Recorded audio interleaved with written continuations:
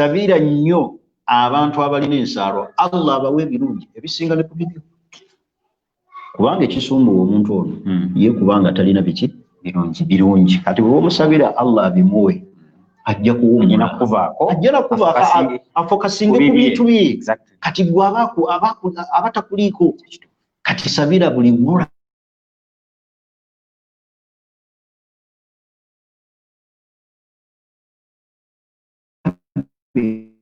ekyengera Allah asensalwa Allah hawe biki ebirungi ebisinga ne kuki naye eryo eddala niyaliriko noga nti ayi Allah musiraamu oyo nsaba omuwa ebirungi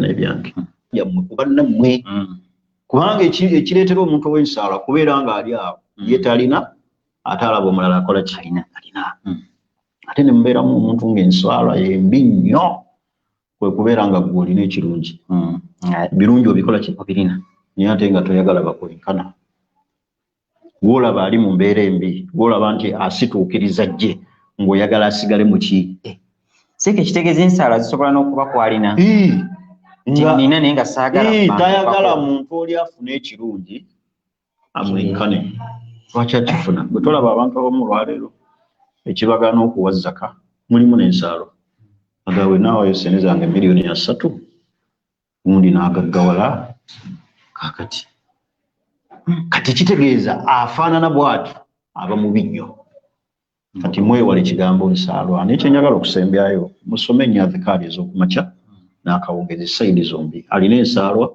n'oyo gwe bagikwatibwa soma nnyo adhikaari ez'okumakya n'akawungezi zirimu okwekigiriza ne weeteekako olukomera ne wejjako embeera eyinza okukosebwa n'abantu abantu balina emitima mibi nnyo ku bannaabwe naye tubakubiriza mukakkanye emitima gyammwe musabe nga Allah batugamba nti wasalullaha min fadlihi bwe ebirungi bisabe Allah yagaba ebirungi sinze nkeera ku makya nenga nti kati nteekwa kuba kino senga bwe kyali nti omuntu akeera bukeezi ku makya n'agitamina nteekwa kuba kino senga ensi yonna abantu senga ffenna tulina oyo toyagaliza bingi naye bwebeera mu mativu nti Allah yagaba ebirungi bw'oba osaba akuwa ebirungi Allah ajja bikuwa subhanahu wa ta'ala. Naam, jazakallahu khair Sheikh. Mubuza addako abuuza nti tekikkirizibwa kusaalira ku musaala oguliko kaaba. Omusaala oguliko kaaba kitamu kubanga tashwish omuntu okubeera nga kimubuzaabuza mu swala. For example omuntu wasaalira olabawo kaaba waliwo ekikati bw'oba okutama bw'oti owulira ebirowoozo byali badde bifokasinga ku swala biri ku ki biri ku musaala ogwo guliko kaaba guliko kiki n'ekirala nti eri kaaba bw'eba nti gundi yaani okugisaalirako n'osaalira ku kapeti eyo eriko ekifaananyi ekyo kigenda kukuleetera ebirowoozo by'okubeera nga tebiri setodi ku ki swala. N'olw'ensonga eyo omusaala ogufaanaganako bwe gutyo guleke saalira ku musaala oguli adi bwereere gwa bulijjo nga teguliko kiguliko. Jazakallahu khair. Ono abuuza nti bwe mba ndya emmere neerabira okusoma basmala waliwo edduwa gye nsoma nayongerako ekirala nti ate bwe mba ngenda eri omwagalwa wange neerabira edduwa okugisoma waliwo edduwa yonna nsoma. Nabbi sallallahu alaihi wasallam yatuyigiriza omuntu bw'aba yeerabidde oba ajjukidde makkati oba ajjukidde agambe nti bisimillahi awwaluhu wa akhiruhu asome bisimillah awwaluhu wa akhiruhu kimumalira. That is yeerabidde okulya basmala hatta ne mukyala we nakyakyogera ayogera kyekimu bisimillah awwaluhu wa akhiruhu. Naam, ono Aisha Ngabire agamba nti Sheikh bwe mba ndi wala ne bakadde bange ne twagala okukola nnika omwami gwenfunye ku mawanga n'omwami gwenfunye ku mawanga obusiraamu bwakyogerako butya?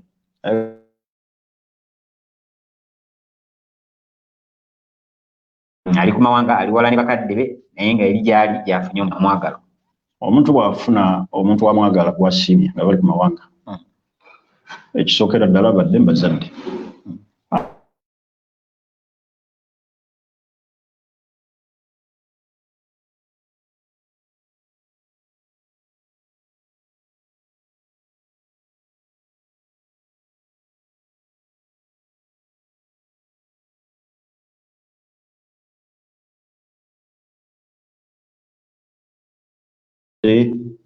oluusi nga n'abazadde tebasobola kujja eno gye bali babawoowe kasita obukwakkulizo bwa nnika butuukirira obuteekeddwa okutuukirirwa mu kugaba abasiimagana abaagalana ababiri basiimaganye ekyokubiri tewaliiwo kibagaana kufumbirwa makulu ono si mwannyina teri kibagaana awo ekiba kiddako kufuna lukusa nga tugoberedde sharutu ejjawo okubeera nti waliwo gishi nkivunule nti okufojalinga makulu omuwala ayinza okubeera ku mawanga n'omusajja n'afojalinga nti ono ye kitaawe olw'okuba bali ku ssimu neyeefuula nti ono ye kitaawe amuwadde kasita tuwona gishi okufojalinga awo wakati amakulu tulina okukakasa bwe kiba kigenda okukolebwa nti ono gwe njogera naye oba bataddeko video call abantu bonna weebali ne balaba nga kati wolaba Zoom bantu weebali mu conference batudde omukyala waali n'omusajja waali waliwo abajulizi ne tukakasa nti ono ye taata wa Mariyamu wetwogera naye nga ye mutuufu owaddala kye bayita nti kasita tubulwamu gishi okufojalinga wakati awo niko etuuka buli Dubai bataddeko conference obukwakkulizo bwa nnika bwonna butuukiridde nga wabaddewo n'okulemererwa nti bano tebasobola kujja eno amakulu abantu abo bali mu nsi ate beeraba kati nga mu mbeera eno eya corona nga mu mbeera eno eya covid bantu tebasobola kutambula kuzibu wadde naye nga bombi bali mu nsi egi baali agadde bakole nnika tulina okwetegereza ennyo nga twewala okuteeka mu gishi okufojalinga ono butagaa nti nze muzaala ate nga siyamukola ki siyamuzaala nze mpadde olukusa ate nga sigwe nanyini lukusa kasita tuwona ebyo byonna ebiyinza okuleeta nnika okukyankalana niko ekkirizibwa. Jazakallah khair.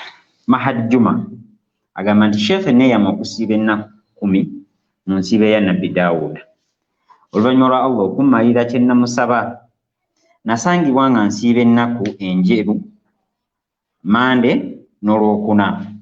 Kati nkola ntya kuba nazo mbadde njagala okuzisiiba naye olumu zituuka ng'ate nnina kulya okugeza nga nsiibye Mande n'endya Olwokubiri n'ensiiba Olwokusatu n'endya Olwokuna. Naam. Ate nga lwa sunna nandiyagadde ndusiibe nkola ntya? Yeeyama okusiiba ennaku 10 mu nsiiba ya Nabbi Daawuda ate nga yasangibwa ng'asiiba Mande n'Olwokuna n'ennaku enjeru. Amakulu ayagala kusiiba ennaku 10 nga Nabbi Daawuda bwe yasiiba asiiba mu lumu alya mu lumu alina kutuukiriza zino eza sunna sooka azireke okay. Kubanga liri kasita weeyama liba lifuuse ebbanja ate eno sunna kitegeeza sooka otuukirize kiri ekyeyamo kyo okituukirize yufuuna binnadhir omuntu alina okubeera nga atuukiriza okweyama kwe kati sooka otuukiriza okweyama okwo kubanga lyo tteeka then sunna ojja kuzijja kuba kino weeyama nnaku 10 sooka ozimaleyo then sunna ojja gisanga muki mu maaso yo gyeri. Ono Idris Mugga ekibuuzo kino yakibuuza mabegako mu musomo agamba nti Sheikh ogambye nti teri bijjanjaba nga biva mu haramu ate nga mu covid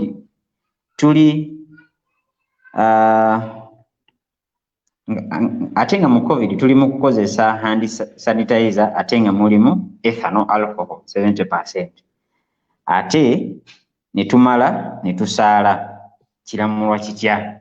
Ekyo si mwenge wadde balabako erinnya alcohol ogwo si muki si mwenge kubanga waliwo chemicals ze bateekamu ekyo ekibadde kye bayita omwenge ne kibanga tekikyali muki mwenge tekikyali mwenge ekirala ebintu bingi birimu alcohol naye nga baba bamaze okukola chemicals ezitabula ekintu ekyo ne kiva mu alcohol oli yennyini okuggyako omuntu ng'akikozesezza n'atamiira nga ddala mwenge gwennyini guli khalis ekyo tekikkirizibwa naye kati zino sanitizer tizitegeeza nti ogwo mwenge kubanga bamala okutabula ne bateekamu chemicals cake amakerenda gennyini getumira spirit nga tumaze okusala enviiri gwe bakola ki kati omuntu wanaaga nti buli kyonna kiriko alcohol no baba bamaze okutabula chemicals ne kiva eri ne kikyuka ne kidda mu fometi endala kati kiba kitegeeza ogwo si mwenge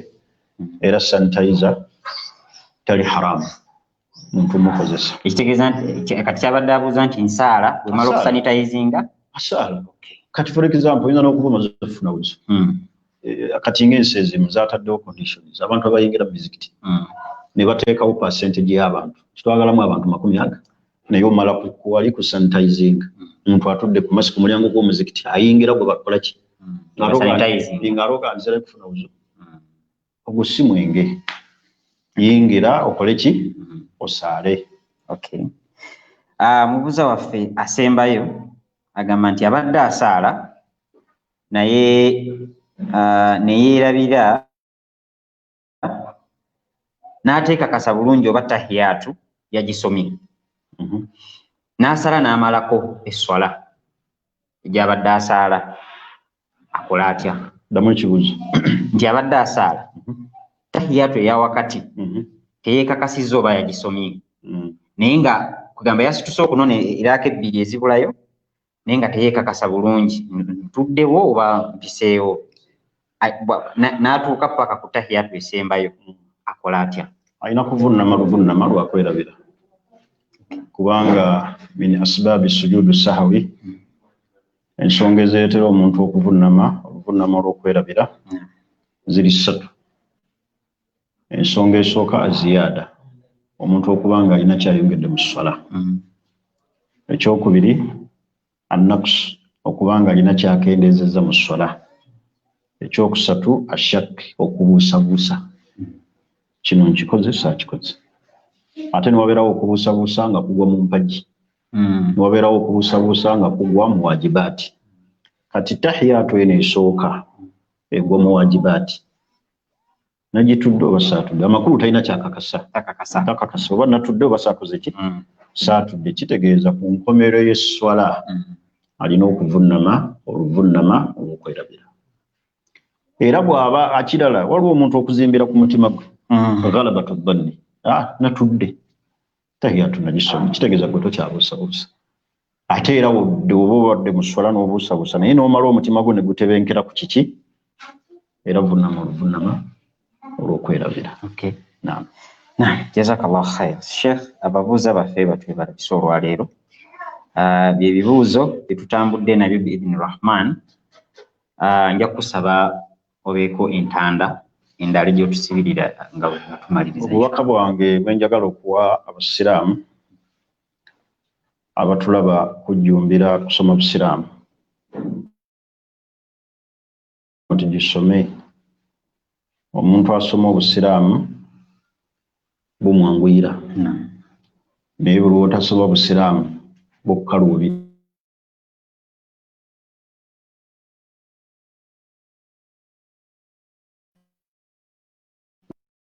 Nomenyeka n'ebintu bingi bulina ebintu bingi owulira ekintu eki n'otunka n'abantu naye nga ky'otunka nakyo kiriko irimu. Kati mbakubiriza okubeera nti tunoonya okumanya buli omwana onoonya okumanya ayiga obusiraamu busobole okumwanguyira. Ekyokubiri kyenjagala okubakubiriza kwe kujjumbira okukola emirimu emirungi. Buli mulimu gwonna omulungi gw'olinako obusobozi gukole. Ebirungi abamanyi batuga nti katayiri biringa kinyonyi kibuuka. Amakulu ebirungi bisobola okutuuka ekiseera nga tebiriiwo. Nga bwe tugenda mu nnaku 10 Dhaatul Hajj singa ogayaala zinaaba zikyadda nja kuba zigenze era omwaka guno oba tokyasobodde zifuna kitegeeza nti buli kirungi kyonna kiringa kinyonyi kivaawo ne kibuuka katuli mwezi guno ogwa Dhulqaada mwezi gwa mizizo bw'okoleramu ebirungi Allah abikubisaamu ate owedibagayiramu n'okoleramu amazambi oba okozebwa naggomalo kati ebirungi byonna buli kyolinako obusobozi kikole mu nsi muno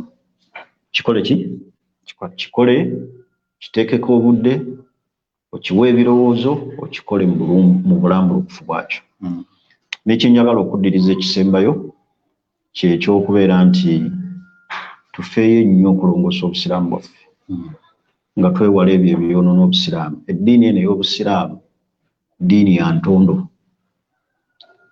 kye bayita entondo nti erina ebigitta nga bw'olaba amata buli w'otonyezamu bw'otyo oba omunyi oba ettondo ly'amafuta oba ogasse kati obusiraamu buno bufaanaganyeeko ng'amata oba olugoye olweru buli katonyeze k'oteeka bw'oti kalabika amakulu mwewala ebintu ebitta obusiraamu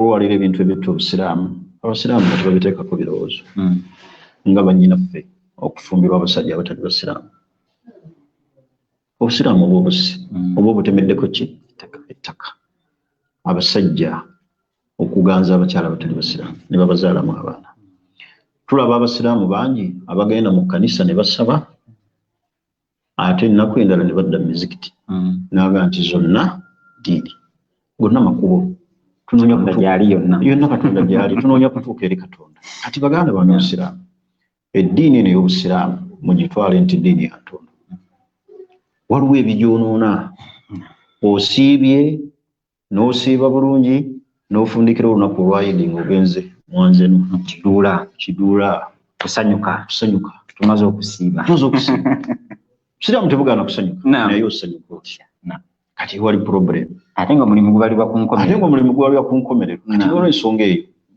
mwewale nnyo ebyonoona obusiraamu obutalaga kitiibwa kya busiraamu bwe munaaba mukoze Allah byayagala bwe tunaakola nze n'enkola naawe n'okola Allah byayagala Allah ajja tutereereza obulamu buno obw'ensi eno ekiddira ekisembayo mbakubiriza kitemugayaalirira kigambo kya kusaba Allah saba Allah mu mbeera zonna leka kulinda kusaba Allah ng'omaze kutuuka mu buzibu saba Allah mu mbeera zonna oli mugagga oli mwavu olaba kino okirina olaba embeera gwe wonna sabirawo Allah kuba newe n'obeera omugagga olina okusaba Allah kuumira ebyokola ki byolina akwongere nga takendeezeza bw'onoobeera omwavu era olina okusaba Allah akuwe akuggye mu mbeera gy'okola ki tusabe nnyo Allah naddala tukozese nnyo ebiseera ebyo nabbi byeyigiriza ebyanukulirwamu edduwa tubikozese okuzuukako ekiro ng'omuntu okubeera nga bw'agenda ku sujuudu sabirawo nnyo Allah bw'okola omulimu gwo omulungi n'okwata ebitaano n'ogaa nti biruka bigende ku studio ya Thurayya kisabise ekyo nakyo Allah mbe nti ayi Allah kino nkiwaddeyo ku lulwo sikiwaddeyo lwakweraga sikiwaddeyo lwakabandabe nsaba nange Allah ommalire kino tusabise nnyo Allah emirimu gyaffe gitukola bw'obulayo emirimu gy'oyinza okukola n'ogisabisa nagyo Allah tojjukira ekyafaayo ky'abasajja abaali mu mpuku abaali batambula abasatu ne bayingira mu lwazi erinnya ne libabuutikira okubanunula buli omu yasabisa mulimu gwe kati waliwo senga ensi eno efuna ekigibuutikira buli omu ne bamugamba nti sabisa omulimu gwe wali okoze ku lwa Allah ng'oggyeko gino egy'obwetteeka nti nsaala nnyo eswala ttaano musingi waliwo emirimu gino egy'ebbali weesigaliza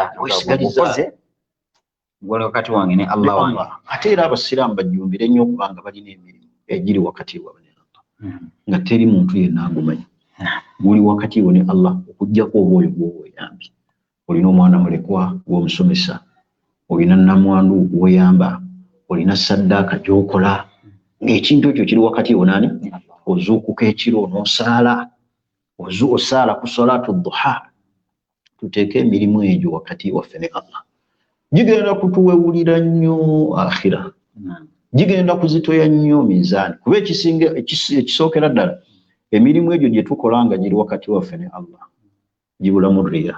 Kituufu. Kizibu nnyo omuntu okuzuukuka ekiro n'agamba nti kansaale bandabe. Ani anaakola? Omuyumba olimu kitegeeza ozuukuse ku lwani? Lwa Allah. Kati kitegeeza tukole emirimu egyo egisigala wakati waffe ne Allah, kisookera ddala tegibaamu kabandabe, tegiriimu kweraga. Kitegeeza Allah bw'anaaba agikkiriza weesiimye. Ekisembayo mbakubiriza nti tusale ebisolo, wadde tetugenda kugenda Makka, tusale ebiki? Ebisolo. Ate naddala omulundi guno ebisolo byali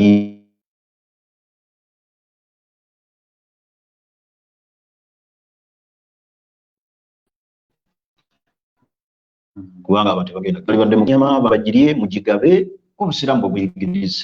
Teri kya bbeeyi nga kuyiwa musaayi ku lwa Allah. Abantu bagenda mu masabo ne bayiwa emisaayi, abasamize ne babayisa ebisaayi. Ate n'akakasa nti embuzi gye nsaze ebizibu byange bigenda kuwona. Ninga agenze mu ssabo mushiriki. Naye ate otya osaze ku lwa Allah. Olw'ensonga ebakubiriza tusale ebisolo, tugabe ennyama, tubeere nga tusaba Allah abeere nga akkiriza. Ekisembayo mweyongere okusapootinga Thurayya Islam Media studio yaayo, alhamdulillah era etandise okuzimbibwa. Wano olwaleero tuli tutudde mu studio olw'ebyuma ebyafuniddwako. So weeyongere okusapootinga Thurayya tuzimbe studio eyo biidhnillah. Tusabe ffenna ate Allah akkirize abantu bano abawa obusobozi n'amaanyi okulaba nga batukolera ebintu ebigenda okugasa obusiraamu. Kuba kya bbeeyi okukyenyumirizaamu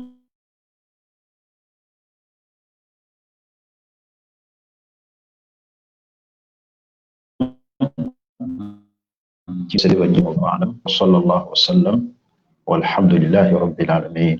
Tusinkane omulundi ogujja. Jazakallahu khairan. Sheikh, tukwebaza.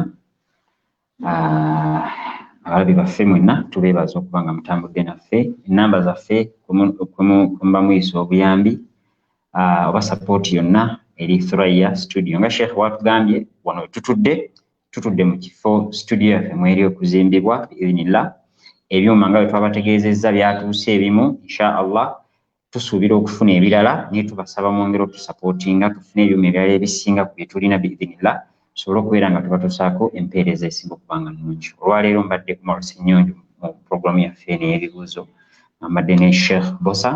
Insha Allah tusinkane olunaku olulala biidhnirrahman. Assalamu alaikum warahmatullahi wabarakatuh. وعليكم السلام. هذا القرآن يوحدنا لطريق الخير يوجهنا. So in terms of build quality, one of the really nice things about this camera is all the elements that would traditionally be slightly weaker, they're all made and hinged with metal. And the aperture blades, for example, again, metal to give them the best possible chance of staying and being high quality in the worst conditions. So with the dual CF cards at the back, you do have the ability to hot swap, to relay, to record simultaneously. And also it does have a 3-second cache. So if you are shooting wildlife or sports or anything where something may happen quickly, you do have that security of knowing that you will have that shot. If you're looking